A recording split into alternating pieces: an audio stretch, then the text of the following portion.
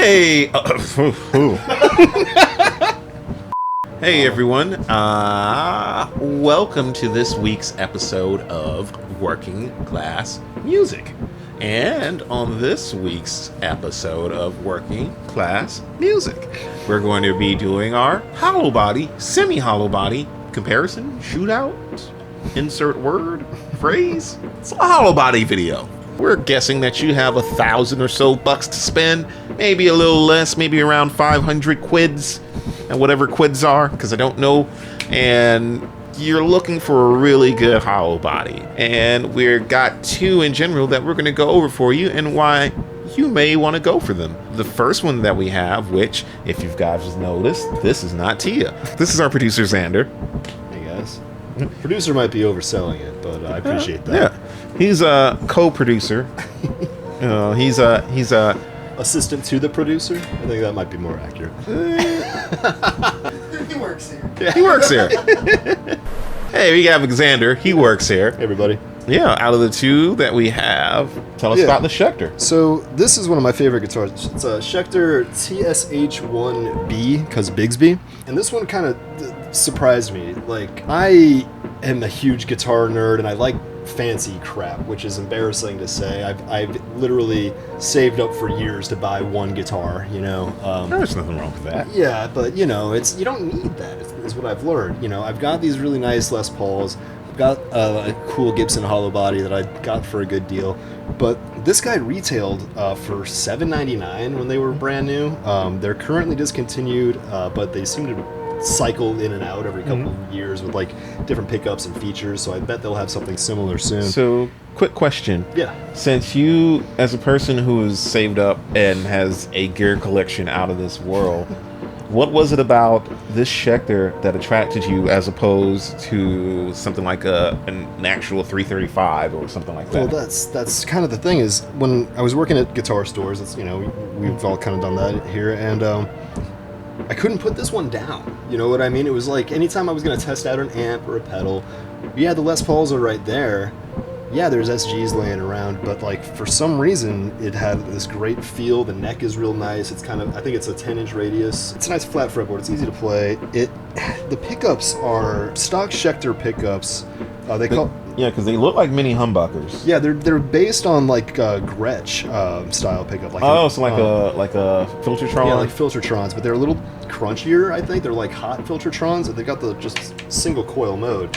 So I got a really good like mellow and hot sound out of it right there. So it's like if I'm, you know, helping a customer, you know, with an amp, and it's like, well, here's what it would sound like single coil. Here's what it would sound like rocking the fuck out. And it's similar to a Gibson, which probably was why originally it was appealing, because it's got the set neck, you know what I mean? It's all mahogany. Is that an ebony or a rosewood? It's rosewood. It's nice and dark because I am addicted to lemon oil. But with the Gretsch pickups, it's almost like a rip-off Jazzmaster body. It just feels like so many different guitars at once, you know? Well, the cool thing that we notice is the body is kind of awful. It is offset. So these two are offset HollowBodies. Yeah. Which is a thing. Yeah, it's just, you know, it was just, I couldn't put it down. I kept looking at it. It's my favorite color. It's green, you know. Now, for the untrained eye, is this a HollowBody or semi-hollow? Well, that's kind of another cool thing, is the design is basically like a semi-hollow, because this part is mostly solid, but almost everything under this pick guard is also hollowed out to make room for the controls. So it just has a center block? Yeah, well, but it's like routed around the center block, too. It's like, yeah, it's mostly hollow. It's mostly empty in here. I can play this nice jazzy looking guitar with like a lot of fuzz and distortion and still sound really good, and then clean it up really nice and easily, which, you know, you can do that on fancier guitars. Obviously it's becoming a more common feature, but this one just hit me really right. Yeah, it's made in Korea, which is, you know, when you have a bunch of USA guitars, blues lawyers and rock dads will look down on you, but dude, it freaking rocks. And on this end we have the Squier Starcaster. We previously did a video, so you can check the specs on that video, so I won't go into too much details, but this is a semi-hollow. This does have a center block, and we did install the Cuneife pickups, the actual Fender Cuneife wide range humbuckers. So retail on that, what would it be brand new? Like, is with the pickups and everything? With the original pickups, you're looking at around $399 to $499, Okay, depending on the area. With the pickups, since the pickups themselves retail $200 a piece, so add $400 to like $499, and you're right at $700-800. Yeah. It's about, so they're about the same value. yeah, they're about the same. Right on. Other than that, you do have a maple neck. This is made in China, and as I've stated in the other video, me being the big Radiohead fan that I am, that's why I love this guitar. Do you ever play it with a bow? I have played it with a bow once, but the question is, how low can you bow? So like I said, this one has the little coil split mode here. So I'm first going to do it with single coil split pickups, and then we're going to do the full humbucker mode. So neck pickup.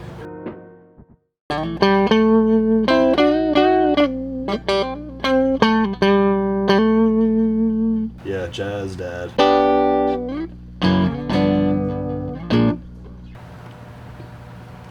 It's cobwebs off my head. You got it.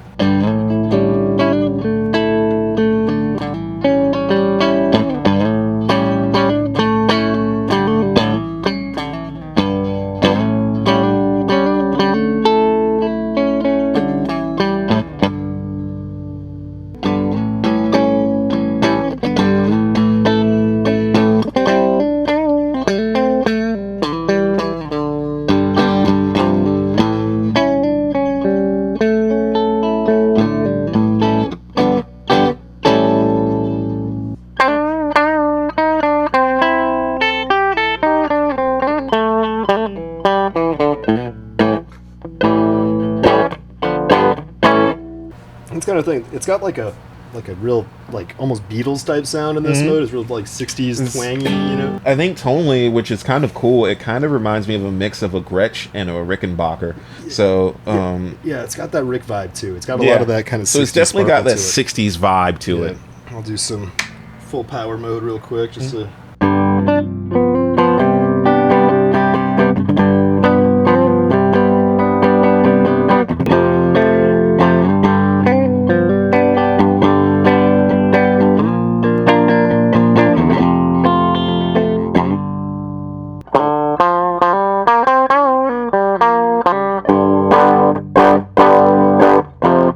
Even on the clean channel, it wants to get a little dirty.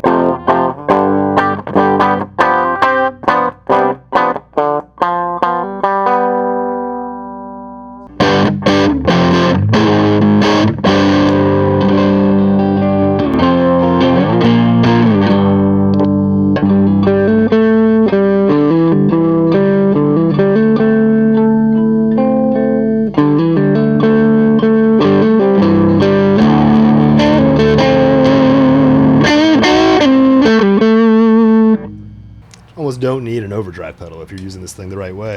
Yeah, I freaking love it, man. It's really cool. Yeah. Do you want to try it? Clean I mode? will give it a shot. Yeah. I will give it the old college try. Do a little swap here. I'll give it the old college try there. Oh, yes, the old college try. Yeah, them different way.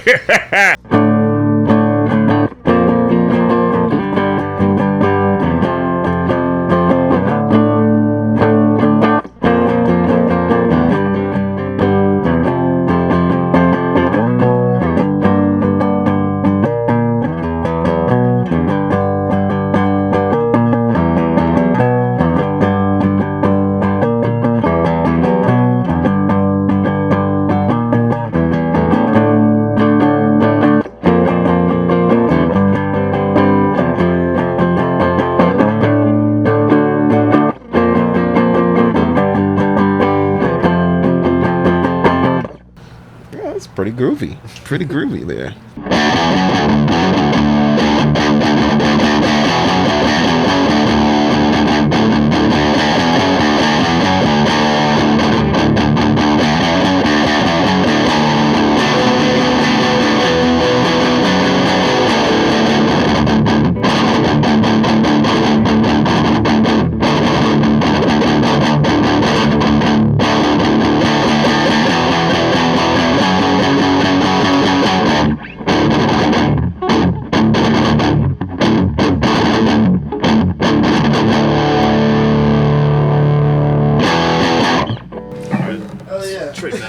Yeah, you can put that back in standard. At its heart, it still kind of has that Schecter, like, I'm a metal guitar soul, but it's like a metal guitar wearing its, like, nicest outfit. Would you say it's a metal guitar for a non-metal playing person? This is a distinction I've used a lot, because I like heavy music, but I don't tend to like every metal band. A lot of the shreddy stuff kind of gets on my nerves. This is a heavy rock guitar, you know? Like, it just wants to be gnarly, but it'll still, like, clean up and chill out with it. I really like it. I can't put it down, you know? And speaking of not wanting to put it down, on to the Starcaster! Right.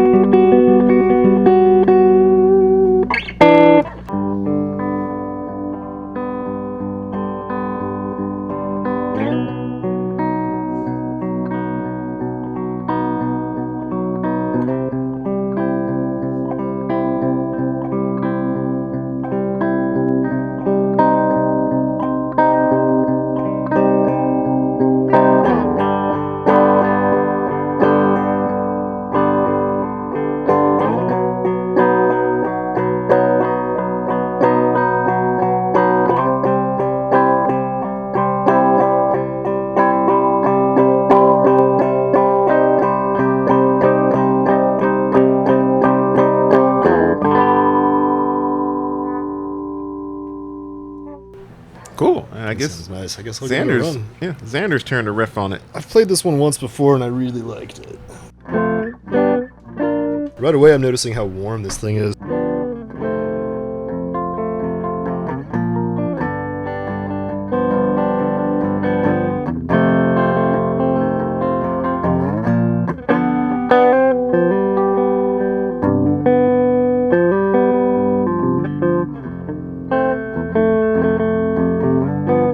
Nice.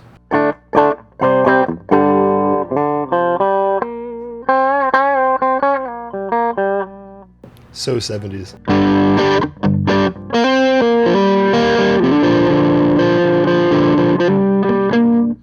You got Hey it. guys, I'm the Black Keys. Oh, yeah. Wow. I really like this thing, dude. This thing freaking smokes. It's a lot like a Gibson that would be like twice as much money. You know, Yeah. like this is comparable to like a ES335 Studio or something like that. Like it's dope, dude. Maybe it's just those Cunafé pickups I hope in we're there. saying it right. If not, correct us again. Yeah, yeah. All right. So typically this is the part where we would do like the notable players, but kind of want to change it up for a little bit on this video in particular.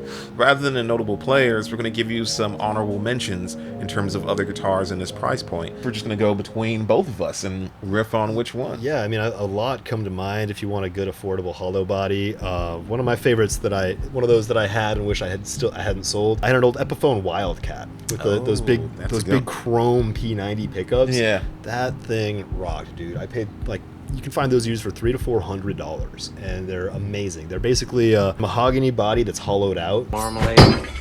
That is mahogany. With the maple top on top of it, so it's like a hollow body, like a semi-hollow Les Paul, and it's just awesome. So that'd be my first recommendation. I'm gonna go with two because they're kind of the same brand, and it's kind of not me reusing the same thing. But I'm gonna go with the Squier Classic Vibe Thin Line Telecaster. I was thinking that too. That one's just an amazing one. And I know they switched countries since they switched factories. And I know there's some that are made in China and some that are made in Indonesia. But they both sound and play amazing. Probably both good. Also, since we kind of did an episode on this, there's the Classic Vibe 70s Thin Line. We did a 70s deluxe, which that's a cool video if you haven't checked it out. And that one's a hollow body with wide range humbuckers. I do this because they're not the Cunafé wide range humbuckers, but they still sound pretty good and they will get the job done. And that's the sort of thing where if it was ready for those pickups you wanted to upgrade down the road, you can easily just drop them in. Oh yeah, man, that's sweet. I also used to own a Jim Adkins signature edition. Those are pretty cool. I used to have hanging hang-ups over signature guitars, and now it's like the opposite, because usually it's like, even though I'm not a huge fan of Jimmy Eat World, I like a couple of their songs, and their sound is good, you know what I mean? And if the guitar is good, it's good. And this is one of those weird Fenders that had the Gibson scale length, 24 3/4 scale, which that's kind of my zone, and it's a set neck too, so it's almost just like a Les Paul Special shaped like a Telecaster. I only sold it because I eventually got a Les Paul Special, but again, the hollow body is a totally different sound. Then you find those used for $600-700 too. Speaking of Gibson, because I'm typically a Fender guy, but recently they reissued a more vintage accurate Riviera. Oh, yeah. Yeah, and those, I got a chance to play one, and I was pleasantly surprised. That's the mini humbucker one? Yeah. Yeah, those Epiphone Casinos can be really nice, too. Yeah, the Epiphone Casinos are really good. To say those big chrome P90s, there's something about those particular Epiphone pickups. They're, like, cheap in all the ways you want them to be. They sound gnarly. Like, the clean is good, but the distortion is, like, angry. It's so awesome. Or the Sheraton. The Sheraton's awesome. The Sheraton's really awesome. It's hard to go wrong with the Epiphone ones. You want to play them and make sure they, like, resonate with you, because they use some cheap wood on some of those, but just the big orange Gretches that you can find, like, they retail for like $700. Yeah, there's the Gretsch Electromatics. Yeah, the Electromatic. And then there's also some of the Ibanez Art Cores. I always forget about Ibanez. I do too. I feel bad. We always forget. Their hollow bodies are awesome. Yeah. All their model numbers are like letters and numbers. Your name is letters? All names are letters, dickhead. So I think it's like AS73 or something like that. But it was years ago, and just like that satin finish. It like looked like it had been left out in a barn for a couple of years, just straight out of the box. But it plays awesome. And you know, if you're going for that kind of old school vibe, you can't go wrong. Every guitar player needs at least one of these hollow bodies knocking around. If you're into it, you know what I mean. I guess if all you play is Slayer, you probably don't need one. Yeah, still play some Slayer on it. Play a Slayer on a Gretsch hollow body. You know. As far as hollow bodies, I think that's it. Yeah. I know there is the Fender versions of the Squiers that I listed, which you can still get the Made in Mexico or the Ventera series. So you can get those pretty much for around $1,100 and under. Yeah, I think that's it. Well, I mean, there's some rarities like the Offset Special, but that's over $1,000 right now, or right at $1,000, so we can kind of throw that in. From the old pawn shop series. Those are cool, yeah. Those are pretty cool. Similar P90s. I'm a sucker for P90 pickups. Yeah, and then, but I think that's really it. Tell us in the comments what is a cool hollow body or semi-hollow body that you would prefer in the $1,000 price range. Just list it below, and we'll check it out. And list why you like it. And since we didn't list any notable players, tell us your favorite players and what hollow bodies or semi-hollow bodies that they play. So just make sure you get in touch with us on the social medias, whether it's Facebook, Instagram. With that said, this has been Working Class Music. I've been one of your hosts, Jason. Xander, saying bye. And thanks, guys. Yeah, deuces. Did you come up with a catchphrase yet? God damn it. What was laser beams? I knew it. Fucking Kano. Hell yeah.